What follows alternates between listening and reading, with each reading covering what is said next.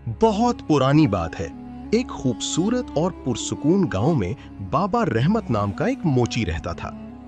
बाबा रहमत अपने मखसूस अंदाज और नरम मिजाज की वजह से पूरे गांव में मशहूर थे।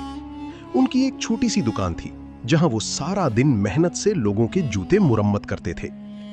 उनका काम बहुत सफाई से होता था, लेकिन उनकी गुर्बत ने उन्हें हमेशा परेशान रखा था।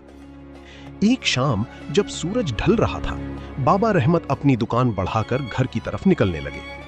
रास्ते में एक घना जंगल पड़ता था। अचानक उन्हें महसूस हुआ कि कोई उनका पीछा कर रहा है। तभी झाड़ियों से एक चालाक और दुबला पतला गीदड़ निकलकर उनके सामने आ खड़ा हुआ। गीदड़ ने घुर्राते हुए कहा, ओ बाबा, आज से तुम मेरे लिए रोजाना खाना लाओगे। अगर तुमने इनकार किया तो मैं तुम्हारी दुकान का सारा चमड़ा फाड़ दूंगा और तुम्हारा नुकसान करूंगा। बाबा रहमत पहले तो घबरा गए, लेकिन फिर उन्होंने ठंडी सांस भरी और सोचा कि इस मुसीबत से कैसे बचा जाए।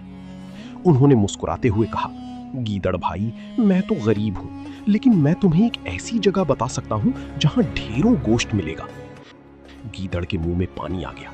उसने पूछा, जल्दी बताओ बाबा, वो कौन सी जगह है? बाबा ने शहर की एक बड़े लेदर कारखाने की तरफ इशारा किया, जहां नरम चमड़े के ढेर लगे थे। लेकिन बाबा ने ये नहीं बताया कि वहां खतरनाक शिकारी कुत्ते पहरा देते थे। लालच में अंधा होकर गीदड़ तेजी से कारखाने की तरफ भाग निकला। जैसे ही वो कारखाने में घुसा, कुत्ते उस पर टूट पड़े। गीदड़ की तो जान पर बनाई। गीदड़ मुश्किल से अपनी जान बचाकर वहां से भागा। उसका सारा लालच हवा हो चुका था। अगली रात गीदड़ फिर आया, लेकिन इस बार उसकी मिजाज बदले हुए थी। वो जख्मी और शर्मिंदा था।